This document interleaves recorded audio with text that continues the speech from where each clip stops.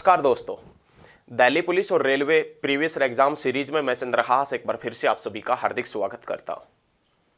इस previous exam series के अंतर्गत हम पिछले सालों के अंदर जो रेलवे और दिल्ली पुलिस ने परीक्षाएं ली थी और उन परीक्षाओं में जो जीके से संबंधित प्रश्न पूछे गए थे वो सभी प्रश्न हम आपके सामने करवाएंगे। लगातार आप हमारे साथ में बने रहिए। चलिए आज के प्रैक्टिस सेट की शुरुआत करते हैं। बहुत अच्छे तरीके से पढ़ेंगे, किसी प्रकार का कोई दिक्कत आपको आएगा नहीं। आज का जो पहला क्वेश्चन है, देखिए जो प्रीवियस एग्जाम सीरीज है, इस प्रीवियस एग्जाम सीरीज का मेन उद्देश्य यही है कि जो पिछले सालों के अंदर जो दिल्ली पुलिस और रेलवे जैसी परीक्षाएं हुई हैं और उन दिल्ली पुलिस और रेलवे जैसी परीक्षाओं के अंदर जो प्रश्न जीके के संबंधित पूछे गए थे, जीके से संबंधित पूछे गए थे, वो सभी प्रश्न हम आपके सामने पेश करें, क्योंकि लगभग सभी क्वेश्चन होते हैं वो पिछले साल के आए हुए ही रिपीट होते हैं। तो हम ये चाहते हैं कि निकट भविष्य में यदि दिल्ली पुलिस और रेलवे की परीक्षाएं होती है नवंबर दिसंबर में, तो आपका जीके में एक बड़ा स्कोर मिले, जीके में आपको बड़ा स्कोर मिले, किसी प्रकार की गलती आपके जीके में हो नहीं। उसी गलती को सुधारने के लिए हमने ये सीरीज शुरू की है। चलिए आज के पहले प्रैक्टिस सेट की शुरुआत में पहला प्रश्न देखते हैं। देखिए, निम्नलिखित में से कौन भारतीय संविधान के प्रारूप समिति के अध्यक्ष थे? ये पूछ रहा है कि इनमें से कौन सा व्यक्ति था, इनमें से कौन व्यक्ति था जो भारतीय संविधान की जो प्रारूप समिति बनी थी, प्रारूप समिति, उसके अध्यक्ष थे। तो एक बार ऑप्शन देते हैं आपसे और फिर उसका आंसर बताते हैं। ए डॉक्टर राजेंद्र प्रसाद, बी पंडित जवाहरलाल नेहरू, सी श्रीमान अल्लाडी कृष्ण स्वामी अय्यर और डी डॉक्टर भीमराव अंबेडकर। तो यदि आपसे पूछे कि भारतीय संविधान के अंतर्गत जो प्रारूप समिति बनी थी उसके अध्यक्ष कौन थे, तो आपने बताना है प्रारूप समिति के अध्यक्ष हुआ करते थे डॉक्टर भीमराव अंबेडकर। देखें, प्रारूप समिति के जो अध्यक्ष थे, प्रारूप समिति के अध्यक्ष कौन हुआ करते थे? भीमराव अंबेडकर। ये देखिए शॉर्ट भाषा में हमने लिखा है भीमराव अंबेडकर, ये याद रखना है, भीमराव अंबेडकर हुआ करते थे। लेकिन आपसे ये पूछ ले कि जो प्रारूप समिति है इसका गठन कब हुआ था, प्रारूप समिति बनी कब थी, तो आपने याद रखना प्रारूप समिति का गठन हुआ था 29 अगस्त 1947 के अंदर। 29 अगस्त 1947 के अंदर प्रारूप समिति का गठन हुआ था। इस समिति के अंदर टोटल कितने सदस्य हुआ करते थे? 7 सदस्य हुआ करते थे। टोटल सदस्यों की बात कर रहे हैं, वरना हम यदि आपसे ये बताएं कि समिति के अंदर टोटल कितने सदस्य थे? 7। एक तो अध्यक्ष हुआ करता था भीमराव अंबेडकर और अध्यक्ष के अलावा 6 सदस्य थे। यदि टोटल की बात करें तो 7 और अध्यक्ष के अलावा पूछे कि अध्यक्ष और अध्यक्ष के अलावा पूछे तो आप क्या बताएंगे? 6 और हुआ करते थे। 29 अगस्त का जिक्र हुआ है इसके अंदर, तो 29 अगस्त को खेल दिवस मनाते हैं। 29 अगस्त को क्या मनाया जाता है? खेल दिवस। और ये खेल दिवस किसके याद में मनाया जाता है? तो आपने याद रखना है मेजर ध्यानचंद की याद में। किसकी याद में? मेजर ध्यानचंद की याद में खेल दिवस मनाया जाता है। दिख रहा है ना, मेजर ध्यानचंद की याद में। और मेजर ध्यानचंद कौन सा खेल खेलते थे? तो आपने याद रखना हॉकी। और हॉकी का जादूगर भी किसे कहते हैं? मेजर ध्यानचंद को।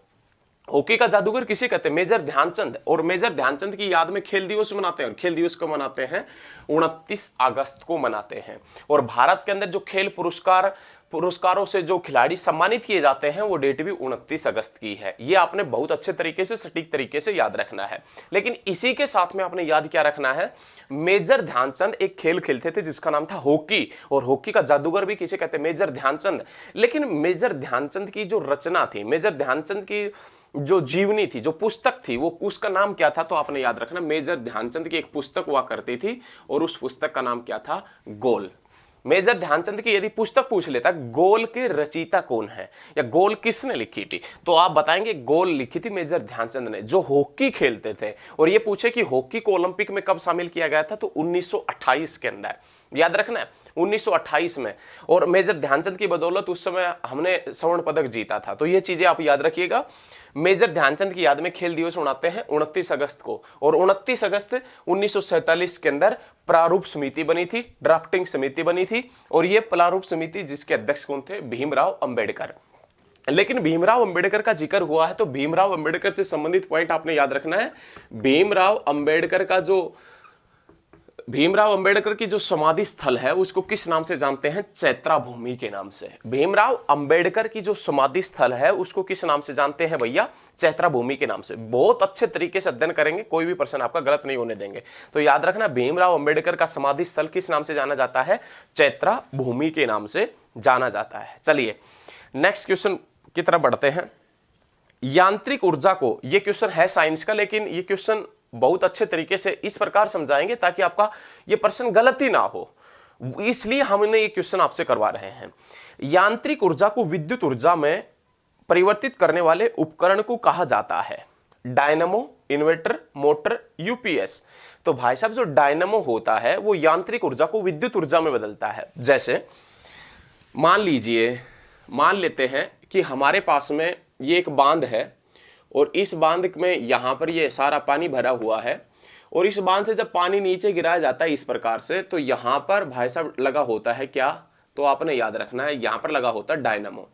जब इस डायनामो की पत्तियों के ऊपर ये पानी पड़ता है तो डायनामो घूमता है और जैसे ही डायनामो घूमता है इस डायनामो का सीधा जो कनेक्शन होता है वो जनरेटर से होता है और वो किस प्रकार बनाता है? क्या बनाता है? विद्युत ऊर्जा बनाता है। यांत्रिक ऊर्जा को विद्युत ऊर्जा में तब्दील करता है डायनामो। बस आपने यही याद रखना है भाई, जो विद्युत ऊर्जा है, विद्युत ऊर्जा यांत्रिक ऊर्जा से विद्युत ऊर्जा किस प्रकार बनी है? डायनामो से। देखिए एक बार हम आपसे बहुत आसान तरीके से समझा रहे हैं। आपके घर के अंदर एक जनरेटर है, मतलब कभी कभी आया होगा, है नहीं, कभी कभी आया होगा। जब आपने अपने घर के अंदर टाइलें वगैरह, पत्थर वगैरह या कुछ भी फर्श वगैरह डलवाई होगी उस समय, या कोई छोटा प्रोग्राम होगा उस समय, एक छोटा जनरेटर आया होगा। जब आप उस जनरेटर के हैंडल लगाते हैं ना, टेंट वगैरह के अंदर जो जनरेटर होता है उस जनरेटर के हैंडल लगाते हैं तो एक लोहे की छड़ होती है उसके बाहर, वो तेजी से घूमने लगती, और जब आप बहुत तेजी से हैंडल लगा देते तो उसको भाई साहब हैंडल को आप निकाल लेते हैं और जनरेटर स्टार्ट हो जाता है। उसके बाद में वो जनरेटर किससे चलने लगता है? डीजल से चलने लगता है। लेकिन उसमें आप जनरेटर में डीजल ना डालें और जितनी स्पीड से वो डीजल से घूम रहा है उतनी स्पीड से आप अपने हाथ से घुमा देंगे तो विद्युत तब भी बनेगी, विद्युत तब भी बनेगी। जब आपने देखा होगा जब आप हल्का हल्का उसको घुमाते हैं तभी, यदि सीधा कनेक्शन आपने बल्ब वगैरह से कर रखा है तो बल्ब भी धीरे धीरे धीरे धीरे चलने लगता है।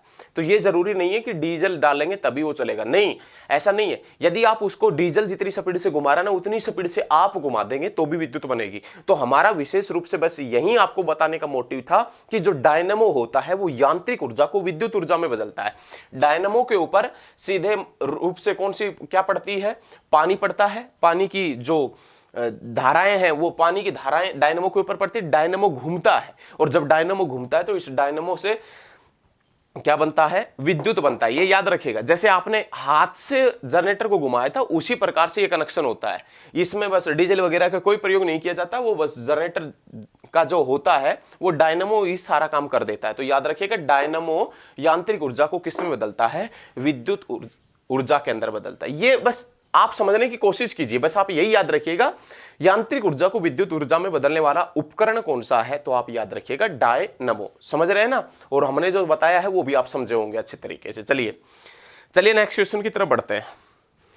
नेक्स्ट जो प्रश्न है वो है, ओलंपिक 2008 किस देश में आयोजित किया गया था? ओलंपिक 2008 है वो किस देश में आयोजित किया गया था? तो 2008 का जो ओलंपिक है, 2008 का जो ओलंपिक है, ओलंपिक वो किस देश में आयोजित किया गया था? तो आपने याद रखना है चीन के अंदर। और चीन के कौन से शहर में? तो आपने याद रखना बीजिंग के अंदर। चीन के कौन से शहर में किया गया था? बीजिंग के अंदर। 2008 का ओलंपिक जो हुआ था वो चीन के कहां पर हुआ था? बीजिंग के अंदर। लेकिन क्वेश्चन यहां पर ये नहीं बनता कि 2008 का ओलंपिक कहां हुआ था, याद रखना। वैसे आधुनिक ओलंपिक खेलों की बात करें, आधुनिक ओलंपिक खेलों की शुरुआत कब हुई थी? 1896 में। स्वामी रामकृष्ण परमहंस मिशन की शुरुआत भी कब हुई थी? 1896 में। भारत और अफगानिस्तान के बीच में डूरंड रेखा कब खींची थी? 1896 के अंदर। ये आपने याद रखना है। आधुनिक ओलंपिक खेलों की शुरुआत होती है 1896 में, लेकिन 2008 का ओलंपिक कहां पर हुआ था? तो आप याद रखिएगा चीन में। और चीन की राजधानी क्या है? तो याद रखिएगा बीजिंग। और इस बीजिंग के अंदर क्या हुआ था? ओलंपिक हुआ था। ये आपने याद रखना है। लेकिन जो 2008 का ओलंपिक हुआ था, इस ओलंपिक में सर्वाधिक पदक कौन से देश ने जीते थे? याद रखिएगा, सर्वाधिक जो मेडल जीते थे वो कौन से देश ने जीते थे? अमेरिका ने जीते थे। लेकिन 2008 के ओलंपिक में सर्वाधिक मात्रा में स्वर्ण पदक किसने जीते थे? सोने के पदक किसने जीते? स्वर्ण पदक किसने जीते थे? गोल्ड मेडल किसने जीते थे? तो आपने याद रखना चीन ने। सबसे ज्यादा जो पदक जीते थे वो अमेरिका ने। लेकिन आपसे पूछे कि सबसे ज्यादा गोल्ड मेडल किसने जीते थे, तो आप बताएंगे चीन ने। तो ये सभी चीजें आप याद रखिएगा, किसने जीते थे? चीन ने जीते थे। चलिए नेक्स्ट क्वेश्चन की तरफ बढ़ते हैं। नेक्स्ट क्वेश्चन क्या है वो देखें। नेक्स्ट जो प्रश्न है वो है, पुलिस समरणो उत्सव कब मनाया जाता है? पुलिस समरणो उत्सव कब मनाया जाता है? पुलिस समरणो उत्सव कब मनाया जाता है? तो 21 अक्टूबर को। पुलिस समरणो उत्सव कब मनाया जाता है? तो आपने याद रखना है 21 अक्टूबर को पुलिस समरणो उत्सव मनाया जाता है। चलिए एक बार बोर्ड को साफ कर लेते हैं, उसके बाद में आगे बढ़ते हैं। ये सीरीज थोड़ा सा आपको शुरुआत में दिक्कत हो सकती है, वरना ये दिल्ली पुलिस के लिए आपके लिए लाभदायक सिद्ध होगी। एक पर्सन से काफी पर्सन कैसे निकल रहे हैं वो भी हम आपसे बता रहे हैं, तो आप लगातार बने रहिएगा, लगातार देखते रहिए। चलिए नेक्स्ट पर्सन की तरफ बढ़ते हैं। निम्नलिखित सदस्यों के 4 समूह में से, निम्नलिखित सदस्यों के 4 समूह में से, मतलब सदस्यों के 4 समूह दे रखे हैं और आगे क्या पूछ रहा है? भारत के उपराष्ट्रपति चुनाव के लिए गठित निर्वाचक मंडल में कौन कौन सा समूह हिस्सा लेता है? ऑप्शन के अंदर एग्जामिनर ने 4 समूह डाले हुए हैं और वो ये पूछ रहा है कि जो उपराष्ट्रपति का जो निर्वाचक मंडल होता है उसमें से कौन सा समूह भाग लेता है, ये आपसे एग्जामिनर पूछ रहा है। तो हम आपके जानकारी के लिए एक पॉइंट बता दें कि यहां पर आपने ऑप्शन देखने पड़ेंगे और ऑप्शन देखें फिर हम उसका आंसर क्लियर करते हैं। ऑप्शन है संसद के दोनों सदनों के निर्वाचित सदस्य। ए ऑप्शन संसद के दोनों सदनों के निर्वाचित सदस्य। ऑप्शन नंबर 2 संसद के दोनों सदनों के सभी सदस्य। ऑप्शन नंबर 3 संसद व राज्य विधानसभाओं के निर्वाचित सदस्य। ऑप्शन नंबर 4 संसद एवं राज्य विधानसभाओं के सभी सदस्य।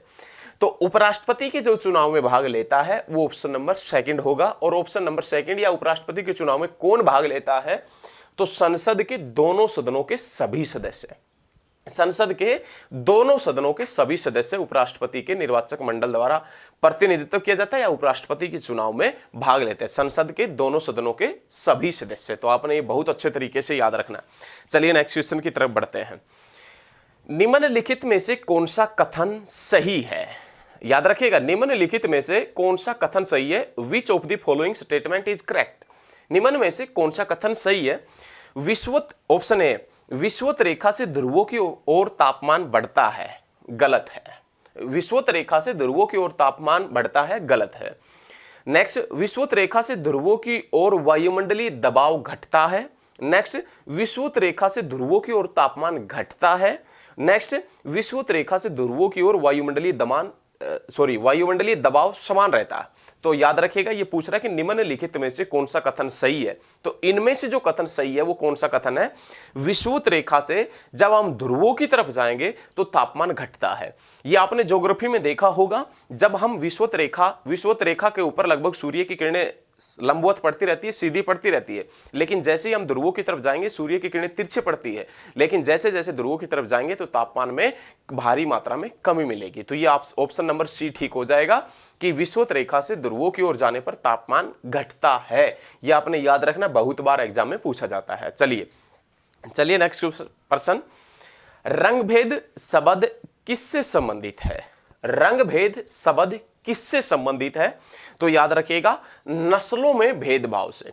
रंगभेद जो शब्द है ये किससे संबंधित है? तो आपने याद रखना है नस्लों में भेदभाव से संबंधित है। और ये शब्द विशेष रूप से कौन से देश में प्रसिद्ध था?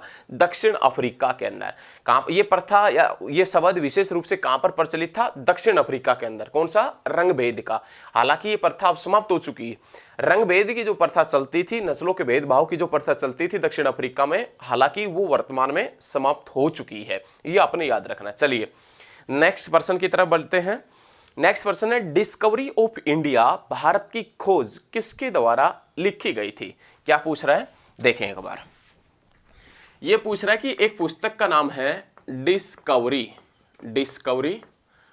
Of India.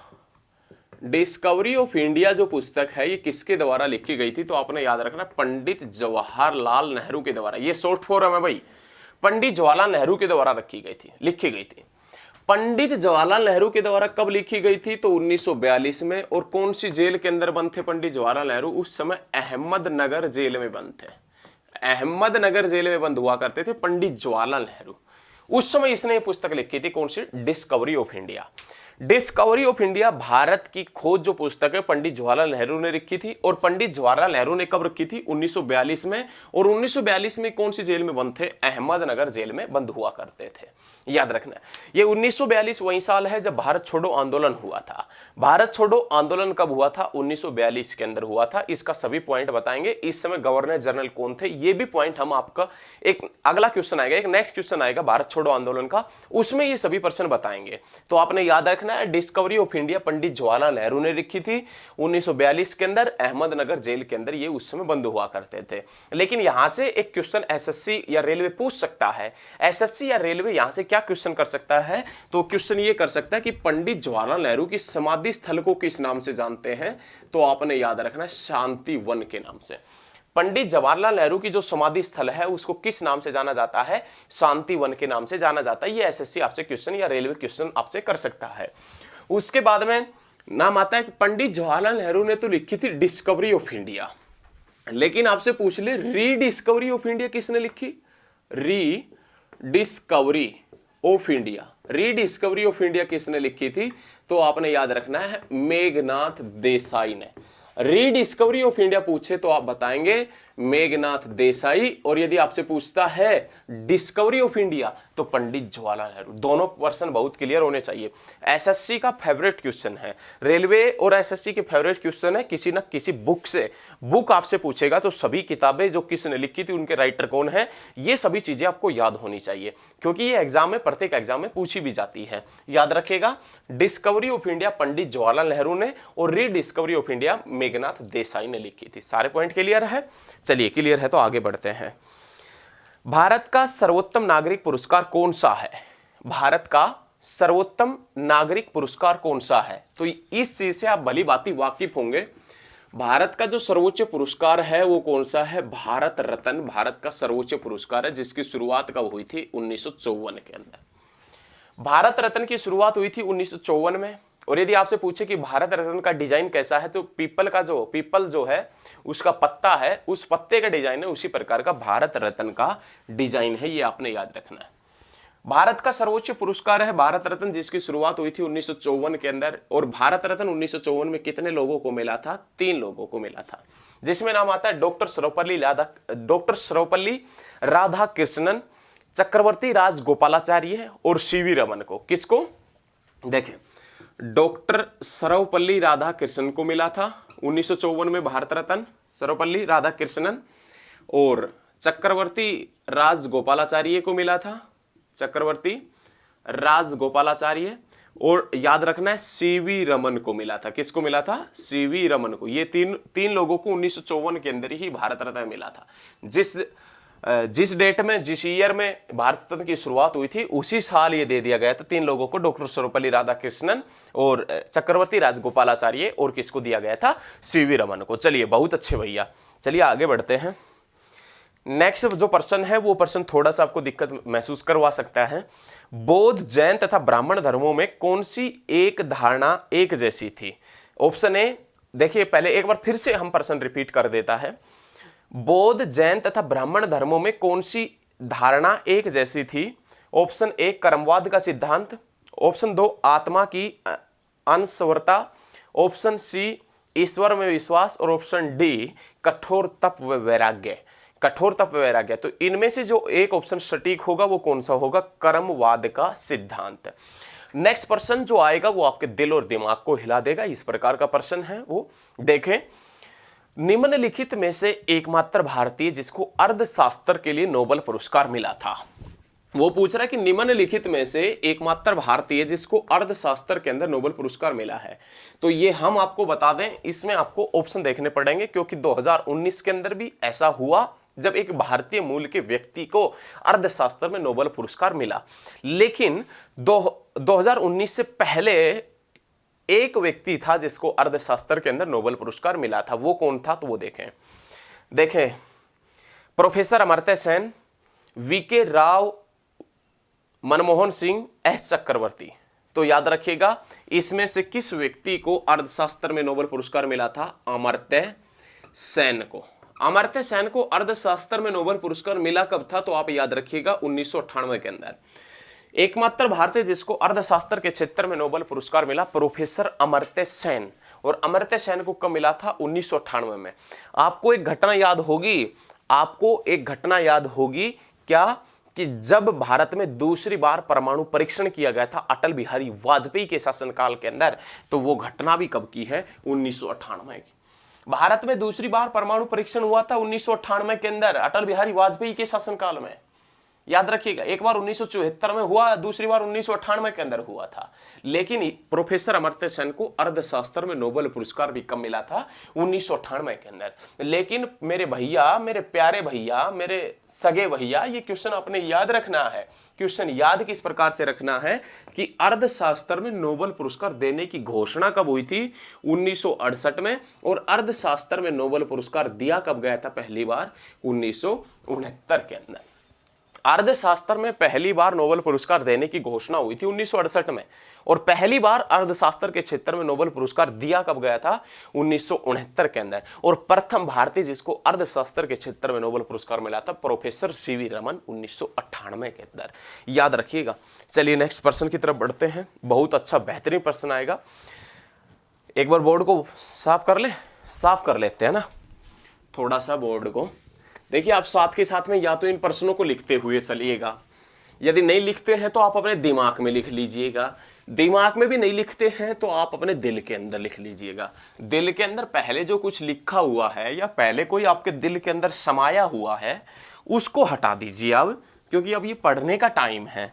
आपके दिल के अंदर जो पहले समाया हुआ है या जो कुछ लिखा हुआ है उसको हटा दीजिए, या कोई बसा हुआ है आपके दिल के अंदर तो उसको हटा दीजिए और ये याद कर लीजिए। नहीं तो हाँ, वो अब हटाना पड़ेगा। देखें, भारतीय राष्ट्रीय आंदोलन में करो या मरो का नारा किसने दिया था?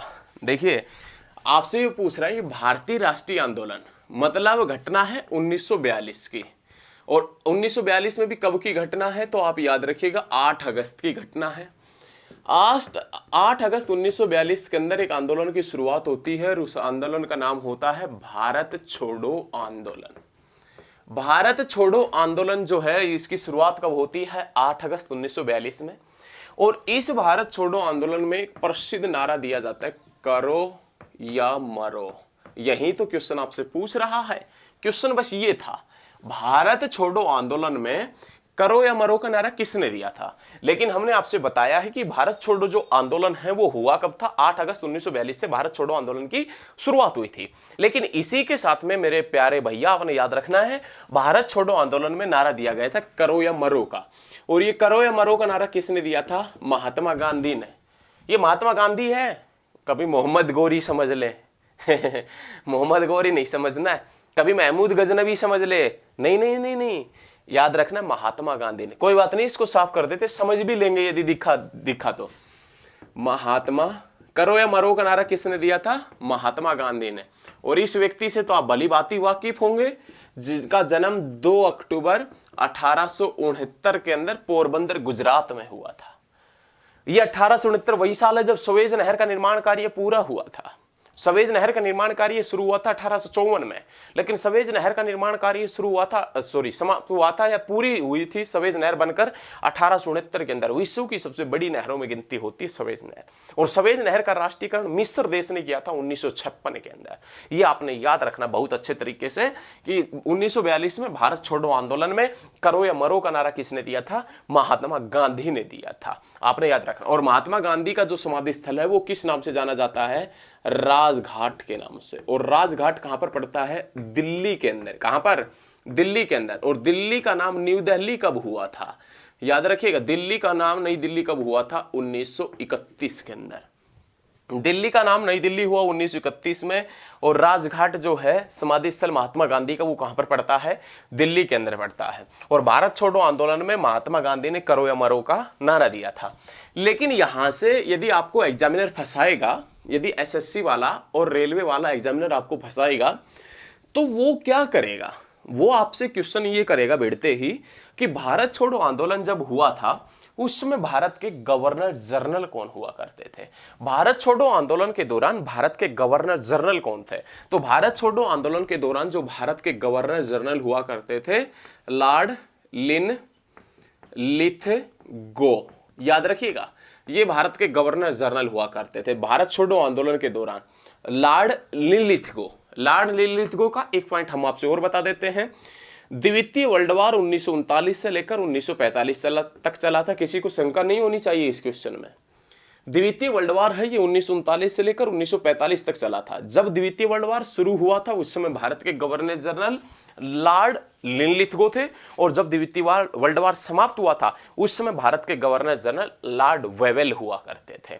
1945 में भारत के गवर्नर जनरल लॉर्ड वेवेल थे जब द्वितीय वर्ल्ड वार समाप्त हुआ था, और जब द्वितीय वर्ल्ड वार की शुरुआत हुई थी उस समय गवर्नर जनरल लॉर्ड लिनलिथगो थे, और भारत छोड़ो आंदोलन हुआ था उस समय भी भारत के गवर्नर जनरल कौन हुआ करते थे? Lord Linlithgow. ये आपने याद रखना है। चलिए मेरे भैया आगे बढ़ते हैं। फतेहपुर सीकरी किस राज्य के अंदर स्थित है? आपसे पूछ रहा है फतेहपुर सीकरी। ये फतेहपुर सीकरी का जिक्र आपने हिस्ट्री के अंदर भी पढ़ा होगा। फतेहपुर सीकरी किस राज्य के अंदर स्थित है? तो आपने याद रखना उत्तर प्रदेश। उत्तर प्रदेश की राजधानी क्या है? लखनऊ। लखनऊ कौन सी नदी के ऊपर है? गोमती। और गोमती किसकी सहायक है? गंगा की। और गंगा कहां से निकलती है? गोमुख से। और गोमुख कहां पर है? उत्तराखंड में। और उत्तराखंड की राजधानी क्या है? देहरादून। और ONGC oil natural gas corporation का मुख्यालय भी कहां पर है? देहरादून के अंदर। तो आपने याद रखना फतेहपुर सीकरी जो है ये कहां पर पड़ता है? उत्तर प्रदेश के अंदर। बहुत बेहतरीन क्वेश्चन है, याद हो गया। उत्तर प्रदेश के अंदर पड़ता है। लेकिन इसी के साथ में मेरे भैया आपने याद रखना कि फतेहपुर सीकरी को किसने बसाया था? अकबर ने बसाया था। और अकबर का जन्म कब हुआ था? 1542 के अंदर। फतेहपुर सीकरी अकबर ने बसाया था। अकबर का जन्म हुआ था 1542 में, और 1542 में 400 साल जोड़ दें। कितने? 400 साल जोड़ दें। 1942 भारत छोड़ो आंदोलन हुआ था। 1942 में भारत छोड़ो आंदोलन हुआ था। लगातार शेयर करते रहिएगा वीडियो को। चलिए नेक्स्ट क्वेश्चन की तरफ बढ़ते हैं। लोथल किस युग का ऐतिहासिक स्थल है? लोथल किस युग का ऐतिहासिक स्थल है? तो सिंधु घाटी सभ्यता कालीन स्थल है। सिंधु घाटी कालीन सभ्यता स्थल है लोथल। और लोथल कहां पर पड़ता है? गुजरात के अंदर पड़ता है। एक बार देख लेते हैं लोथल जो है ये लोथल कहां पर पड़ता है? तो आपने याद रखना है गुजरात के अंदर। और गुजरात में कौन सी नदी के ऊपर पड़ता है? तो आपने याद रखना है भोगवा नदी के ऊपर। सिंधु घाटी सभ्यता कालीन स्थल है लोथल। लोथल कहां पर पड़ता है? गुजरात। गुजरात का राजधानी क्या है? गांधीनगर। गांधीनगर कौन सी नदी के ऊपर है? साबरमती नदी के ऊपर। और साबरमती नदी के ऊपर पड़ता है साबरमती आश्रम। लेकिन इसी के साथ में याद रखना है लोथल सिंधु घाटी या हड़प्पा घाटी, जो हड़प्पा सभ्यता थी उसका प्रमुख स्थल रहा है। लोथल एक प्रमुख बंदरगाह था, और लोथल गुजरात में पड़ता है। और लोथल कौन सी नदी के ऊपर स्थित है? तो भोगवा नदी के ऊपर। ये प्रश्न आप बहुत अच्छे तरीके से दिल में बैठा ले। ये प्रश्न भोगवा नदी के ऊपर स्थित है। चलिए कांग्रेस का त्याग करने के पश्चात 1939 में नेक्स्ट प्रश्न आएगा ना, ये बहुत ज्यादा इंटरेस्टिंग प्रश्न है और ये आपको झुमा देगा, चुटकियों में झुमा देगा ये प्रश्न। तो एक बार बोर्ड को साफ कर लेते हैं। नहीं, चुटकियों में झुमाएगा तो बोर्ड को साफ कर लेते हैं एक बार, उसके बाद में देखते हैं। चलिए एक बार थोड़ा सा इसको साफ कर लेते हैं बोर्ड को, उसके बाद में देखते हैं कि क्या जो अगला प्रश्न है वो वास्तव में हमारे दिल के अंदर बड़े बड़े घाव करने वाला है क्या, या दिल के अंदर वास्तव में गजब हो जाएगा, दिल खुश हो जाएगा उस प्रश्न को पढ़ने के बाद में। देखें नेक्स्ट जो प्रश्न है वो प्रश्न बहुत ज्यादा इंटरेस्टिंग है। वो प्रश्न क्या है? कांग्रेस का त्याग करने के पश्चात 1939 में सुभाष चंद्र बोस ने अपनी पार्टी की स्थापना की थी जिसका नाम क्या था? एक बार देख लें भाई। एक अधिवेशन हुआ 1938 का हरिपुरा अधिवेशन, जिसमें अध्यक्ष बने सुभाष चंद्र बोस। एक अधिवेशन हुआ 1939 में, और यह अधिवेशन हुआ त्रिपुरी में। और त्रिपुरी कहां पर पड़ता है? आपने याद रखना है मध्य प्रदेश के अंदर। त्रिपुरी पड़ता है मध्य प्रदेश के अंदर। कभी त्रिपुरा का ही नाम त्रिपुरी बता दे तो आपका आंसर गलत हो जाएगा। नहीं, कहां पर पड़ता है? मध्य प्रदेश में पड़ता है। और इस अधिवेशन के फिर से अध्यक्ष कौन बन गए? सुभाष चंद्र बोस। लेकिन पहली बार कांग्रेस के किस अधिवेशन के अंदर चुनाव हुए थे? तो आप बताएंगे 1939 का त्रिपुरी अधिवेशन के अंदर चुनाव हुए थे। अब चुनाव 2 या 3 व्यक्तियों के, एक व्यक्ति के मध्य चुनाव हो नहीं सकते, 2 या 3 व्यक्तियों के मध्य। तो इस अधिवेशन में जो चुनाव हुए थे वो सुभाष चंद्र बोस और महात्मा गांधी ने अपना एक उम्मीदवार उतारा था जिसका नाम था पट्टाभी सीतारमैया। अब पट्टाभी सीतारमैया और सुभाष चंद्र बोस के बीच में चुनाव हुए, चुनाव जीत गया सुभाष चंद्र बोस, चुनाव हार गया पट्टाभी सीतारमैया। पट्टाभी सीतारमैया की हार नहीं थी, यह हार महात्मा गांधी की थी, क्योंकि पट्टाभी सीतारमैया को किसने उतारा था? महात्मा गांधी ने उतारा था। और जब पट्टाभी सीतारमैया चुनाव हार जाते हैं, महात्मा गांधी जब चुनाव हार जाते हैं, तो याद रखिएगा क्या कि जब पट्टाभी सीतारमैया चुनाव हारे थे तो महात्मा गांधी ने धीरे धीरे सुभाष चंद्र बोस से दूरी बनाना शुरू कर दी थी। सुभाष चंद्र बोस और महात्मा गांधी अच्छे दोस्त थे पहले, लेकिन महात्मा गांधी पट्टाभी सीतारमैया को अध्यक्ष बनाना चाहता था, इसलिए तो उसने अपना उम्मीदवार उतारा था। लेकिन सुभाष चंद्र बोस से 1939 के त्रिपुरी अधिवेशन में चुनाव जीतने के बाद महात्मा गांधी ने दूरी बनाना शुरू कर दी। जब इस बात का पता सुभाष चंद्र बोस को चलता है कि भैया नाराज है कौन? महात्मा गांधी। किससे? आपसे, सुभाष चंद्र बोस से नाराज हैं। तो जब सुभाष चंद्र बोस को इस बात का पता चलता है तो सुभाष चंद्र बोस अपने पद से इस्तीफा दे देते हैं, अपने पद को छोड़ देते हैं। और छोड़ने के बाद में जो अध्यक्ष बनते हैं वो पट्टाभी सीतारमैया अध्यक्ष नहीं बनते। कभी चेप दे पट्टाभी सीतारमैया, ऑप्शन आता है, क्वेश्चन भी पूछा जाता है, और पट्टाभी सीतारमैया भी बहुत करते हैं। डॉक्टर राजेंद्र प्रसाद अध्यक्ष बने थे 1939 के त्रिपुरी अधिवेशन में। जब सुभाष चंद्र बोस ने कांग्रेस के पद से इस्तीफा दे दिया था तो अध्यक्ष बने थे डॉक्टर राजेंद्र प्रसाद अध्यक्ष बने थे। यह क्वेश्चन आपके दिल और दिमाग में बहुत अच्छे तरीके से, शांत तरीके से याद रखना है। लेकिन क्वेश्चन हमारा समाप्त नहीं हुआ है। क्वेश्चन एसएससी या रेलवे ये पूछेगा कि 1939 में जब कांग्रेस से सुभाष चंद्र बोस ने इस्तीफा दिया था तो उसने अपने कौन सी पार्टी की स्थापना की थी? कौन से, यही पूछ रहे हैं ना, कौन सी अपनी पार्टी की स्थापना की थी? तो आपने याद रखना फॉरवर्ड ब्लॉक की स्थापना की थी। किसकी स्थापना की थी? फॉरवर्ड ब्लॉक की स्थापना, ये आपने याद रखना है। फॉरवर्ड ब्लॉक की स्थापना की थी। फॉरवर्ड ब्लॉक की स्थापना किसने की थी? सुभाष चंद्र बोस ने। और कब की थी? 1939 के अंदर फॉरवर्ड ब्लॉक की स्थापना की थी। 1939 के अंदर ही दूसरा विश्व युद्ध शुरू हुआ था, वर्ल्ड वॉर शुरू हुआ था। तो याद रखना है, बहुत अच्छे तरीके से याद रखिएगा। चलिए नेक्स्ट क्वेश्चन की तरफ बढ़ते हैं। भारतीय संविधान के किस अनुच्छेद के अंतर्गत किस राज्य में राष्ट्रपति शासन लगाया जा सकता है? यह पूछ रहा है कि भारतीय संविधान का ऐसा अनुच्छेद कौन सा है, ऐसा आर्टिकल कौन सा है कि जब राष्ट्रपति शासन लगा सकते हैं उस आर्टिकल के तहत। तो यदि राष्ट्रपति शासन का आपसे पूछता है तो राष्ट्रपति शासन आएगा अनुच्छेद 356। किसी भी राज्य के अंदर या किसी भी स्टेट के अंदर यदि राष्ट्रपति शासन लगाना है, राष्ट्रपति शासन लगेगा तो किस आर्टिकल के तहत लगेगा? 356 के तहत। यदि आपने राष्ट्रीय आपातकाल लगाना है, राष्ट्रीय आपातकाल, और राष्ट्रीय आपातकाल लगाना है तो आर्टिकल 352।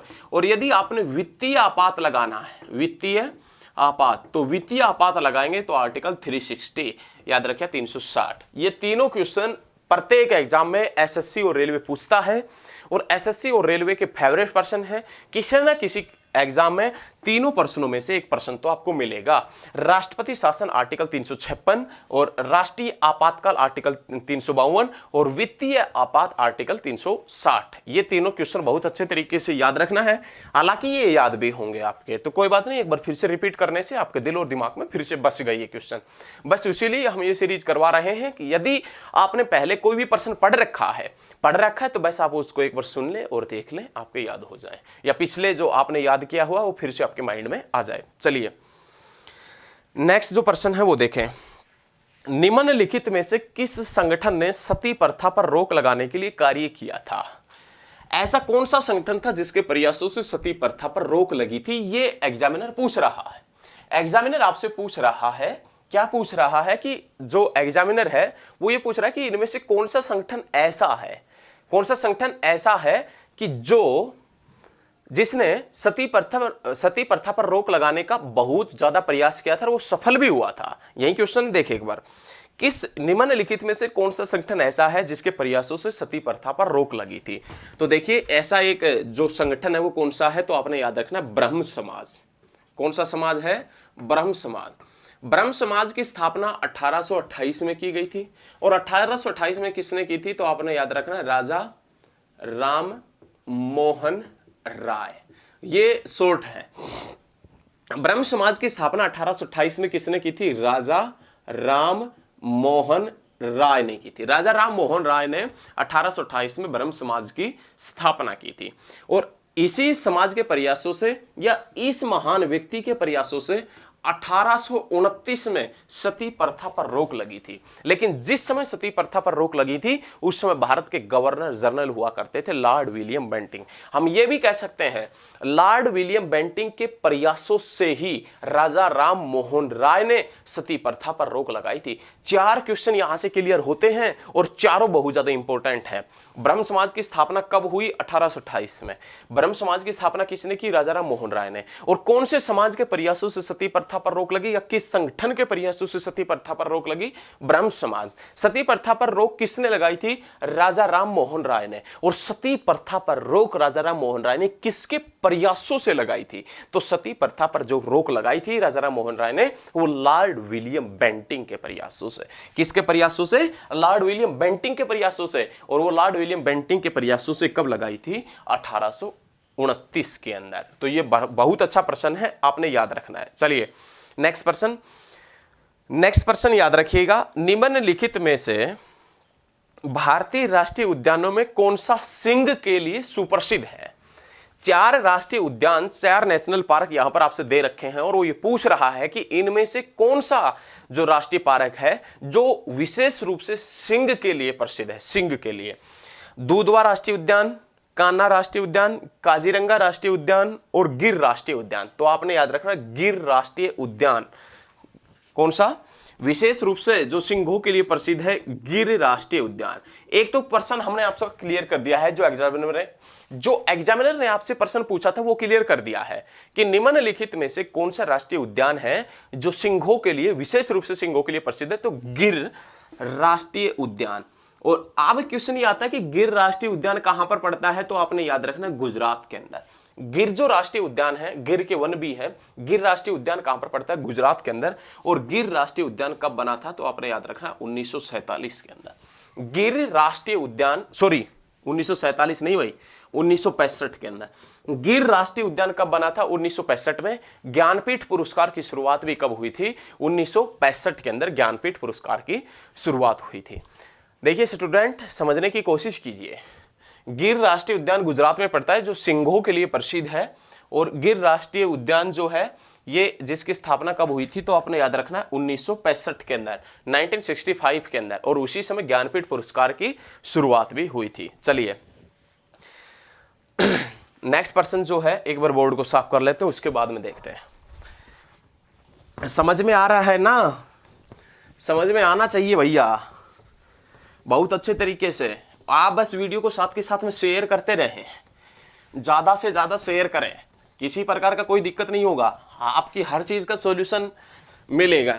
आप बस लगातार हमारे साथ में बने रहिए और वीडियो को ज्यादा से ज्यादा स्टडी ग्रुप में शेयर करते रहिएगा। अब की बार दिल्ली पुलिस और रेलवे आपके कदम चूमेगी यदि आप मेहनत करते हैं तो। देखें, तंजावुर के वृद्धेश्वर मंदिर को किसने बनवाया था? तंजावुर के वृद्धेश्वर मंदिर को किसने बनवाया था? कौन सा मंदिर है? तो आपने याद रखना वृद्धेश्वर मंदिर। तंजावुर के अंदर एक मंदिर पड़ता है तंजावुर, जिसका नाम क्या है? वृद्धेश्वर मंदिर। वृद्धेश्वर मंदिर,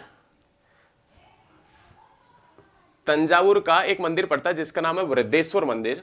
इसको किसने बनवाया था? तो आप याद रखिएगा राजराज प्रथम ने। तंजावुर का एक वृद्धेश्वर मंदिर पड़ता है। ये मंदिर वगैरह से संबंध भी अब आगे तो देखना पूछे जाने लगेंगे, यही प्रश्न पूछेंगे क्योंकि भारत उसी दिशा में काम कर रहा है। लेकिन आपने याद रखना तंजावुर का जो वृद्धेश्वर मंदिर है, ये मंदिर किसने बनवाया था? राजराज प्रथम ने। राजराज प्रथम जो है ये कौन से वंश से संबंधित था? तो आपने पहले ये देखना है, तंजावुर का वृद्धेश्वर मंदिर बनवाया था राजराज प्रथम ने। और राजराज जो प्रथम है ये कौन से वंश से संबंधित था? तो आपने याद रखना चोल वंश से संबंधित हुआ करता था। लेकिन राजराज प्रथम ने ये जो वृद्धेश्वर मंदिर है ये किस शैली से बनवाया था? तो आपने याद रखना है द्रविड़ शैली से। किस शैली से? द्रविड़ शैली से। ये भी क्वेश्चन पूछ सकता है कि जो वृद्धेश्वर मंदिर है वो किस शैली से बना है, तो आप बताएंगे द्रविड़ शैली से। लेकिन ये भी पूछ सकता है कि राजराज प्रथम ने किस शैली से बनवाया था, द्रविड़ शैली से बनवाया था। तंजावुर का वृद्धेश्वर मंदिर राजराज प्रथम ने बनवाया था। राजराज प्रथम चोल वंश का शासक था और राजराज प्रथम ने किस शैली से बनवाया था, तो आपने याद रखना है द्रविड़ शैली से। बहुत अच्छे तरीके से याद रखिएगा। नेक्स्ट जो प्रश्न है वो प्रश्न क्या है वो देखें। प्रतिनिधित्व के बिना कराधान नहीं, प्रतिनिधित्व के बिना कराधान नहीं किस क्रांति का नारा है? फ्रांस की क्रांति, रूसी क्रांति, चीनी क्रांति या अमेरिकी क्रांति? एक बार लिख देते हैं। देखें, यह एग्जामिनर आपसे पूछ रहा है प्रतिनिधित्व, प्रतिनिधित्व के बिना कराधान नहीं, प्रतिनिधित्व के बिना कराधान नहीं किस क्रांति का नारा है? तो आपने याद रखना है अमेरिकी क्रांति का नारा है। कौन सी क्रांति का नारा है? अमेरिकी क्रांति का नारा है। और यह नारा कब दिया गया था? तो 1776 के अंदर दिया गया था। प्रतिनिधित्व के बिना कराधान नहीं अमेरिकी क्रांति का नारा है और कब दिया गया था? 1776 के अंदर दिया गया था। तो बहुत अच्छे तरीके से, सटीक तरीके से याद रखिएगा। नेक्स्ट प्रश्न देखें, निम्नलिखित में से किसकी स्थापना संवैधानिक प्रावधानों के अनुसार नहीं की गई थी? मतलब यह पूछ रहा है कि इनमें से कौन सा ऐसा संगठन है, कौन सी ऐसी योजना है, कौन सा ऐसा आयोग है जिसका संविधान के अंदर उल्लेख नहीं मिलता, जिसका आर्टिकल वगैरह किस आर्टिकल के तहत ये इस प्रकार का उल्लेख नहीं मिलता है। एक बार प्रश्न को फिर से रिपीट करता है, निम्नलिखित में से किसकी स्थापना संवैधानिक प्रावधानों के अनुसार नहीं की गई थी? संवैधानिक प्रावधानों के अनुसार नहीं की गई थी। तो याद रखिएगा, इनमें से एक संगठन था जिसका नाम था योजना आयोग। योजना आयोग का वर्णन संविधान में नहीं मिलेगा, आप देखेंगे। और योजना आयोग जो है, योजना आयोग जिसका नाम बदलकर क्या हो गया है? नीति आयोग। योजना आयोग जिसकी स्थापना कब हुई थी? तो आप याद रखिएगा 15 मार्च 1950 के अंदर। 15 मार्च 1950 के अंदर एक आयोग बना जिसका नाम था योजना आयोग। योजना आयोग का जो अध्यक्ष होता था वो प्रधानमंत्री होता है। कौन होता था? प्रधानमंत्री होता था। तत्कालीन जो प्रधानमंत्री रहेगा वो योजना आयोग का अध्यक्ष रहेगा। लेकिन योजना आयोग का जो प्रथम उपाध्यक्ष था वो गुलजारी लाल नंदा था। गुलजारी लाल नंदा योजना आयोग के प्रथम उपाध्यक्ष हुआ करते थे। योजना आयोग को कब समाप्त कर दिया गया था? तो 15 अगस्त 2014 के अंदर योजना आयोग समाप्त कर दिया गया और इसकी जगह 1 जनवरी 2015 से कौन सा आयोग चला था? नीति आयोग चला था। तो योजना आयोग वर्तमान में नहीं है, उसकी जगह कौन सा आयोग है? नीति आयोग है। और नीति आयोग कब बना? 1 जनवरी 2015 को। बहुत अच्छे तरीके से पढ़ेंगे। चलिए नेक्स्ट प्रश्न देखिए, उस्ताद बिस्मिल्लाह खान। उस्ताद बिस्मिल्लाह खान किससे संबंधित है? तो उस्ताद बिस्मिल्लाह खान शहनाई से संबंधित है। उस्ताद बिस्मिल्लाह खान यदि आपसे पूछे उस्ताद बिस्मिल्लाह खान किससे संबंधित है, तो आप बताएंगे शहनाई से संबंधित है। और उस्ताद बिस्मिल्लाह खान को भारत रत्न भी मिला हुआ है। तीसरे ऐसे संगीतकार है जिसको भारत रत्न मिला था। भारत के तीसरे ऐसे संगीतकार है जिसको भारत रत्न मिला था। सबसे पहला और सटीक क्वेश्चन तो यही आएगा, उस्ताद बिस्मिल्लाह खान किससे संबंधित है? शहनाई से। या ये पूछेगा कि इनमें से कौन सा व्यक्ति ऐसा है जो शहनाई से संबंधित है? उस्ताद बिस्मिल्लाह खान। उस्ताद बिस्मिल्लाह खान को भारत रत्न कब दिया गया था? 2001 में। भारत रत्न की शुरुआत कब हुई थी? 1954 में। और भारत का सर्वोच्च पुरस्कार है भारत रत्न।